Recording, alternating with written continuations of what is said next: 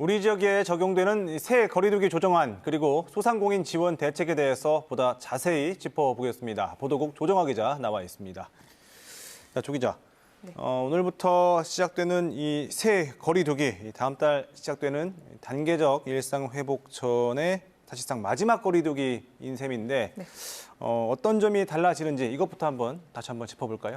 네, 특히 이제 대전이나 세종, 충남 같은 비수도권의 경우 모임 인원 제한이 더 완화됐는데요. 예. 거리두기 3단계는 그대로 유지되지만 원래 접종 완료자 4명을 포함해서 최대 8명까지 가능했던 사적 모임이 오늘부터 접종 완료자를 포함하면 모두 10명까지 한자리에 모일 수 있게 된 겁니다. 영업시간도 일부 생업시설을 대상으로 늘어났는데요.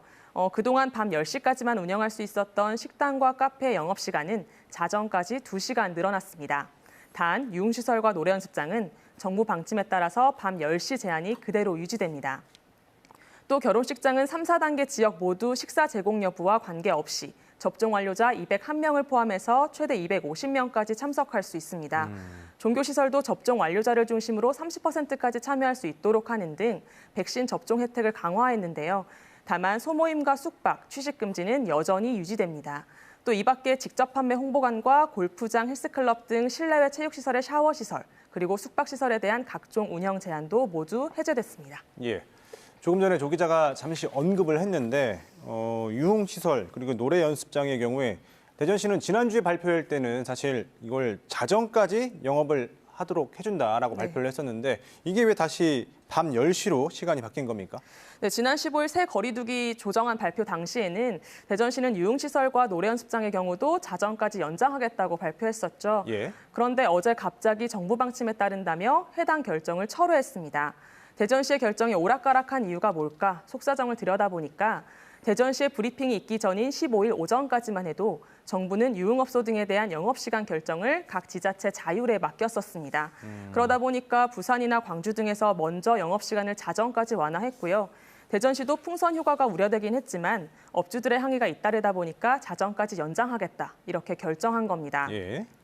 이렇게 지자체마다 너도 나도 영업시간을 자정까지 완화하는 분위기였는데요. 정부는 결국 당일 오후 영업시간을 제한해달라는 협조 공문을 각 지자체에 보냈습니다. 하지만 공교롭게도 공문을 보낸 시간이 대전시의 새 거리두기 발표 기자회견 시간과 겹치면서 대전시가 수정할 새도 없이 완화 방침을 발표했던 겁니다. 정부는 어제 다시 유흥시설 영업시간 제한 요청을 각 지자체에 공식 요청을 했고요. 결국 대전뿐 아니라 부산과 광주도 모두 뒤늦게 부랴부랴 밤 10시 제한으로 바꿨습니다. 그렇군요.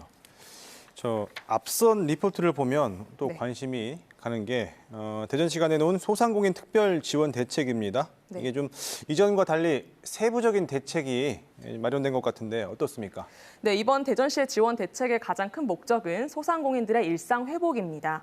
앞서 리포트에서 말씀드렸듯이 소상공인을 위한 일상 회복 특별 지원금 지급과 또 폐업자 재창업, 무이자 특례 보증, 또 내수 활성화를 위한 온통대전 구매 한도 상향 등이 이뤄지는데요.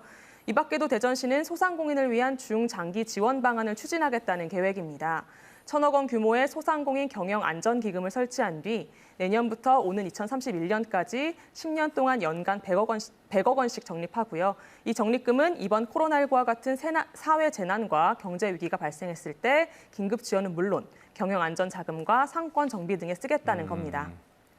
단계적 일상 회복을 앞두고 대전시가 비교적 세부적인 지원 방안을 내놓은 만큼 지역 경제를 되살리기 위한 불씨가 될지 지켜봐야겠습니다. 예, 여기까지 듣겠습니다. 조 기자 수고했습니다.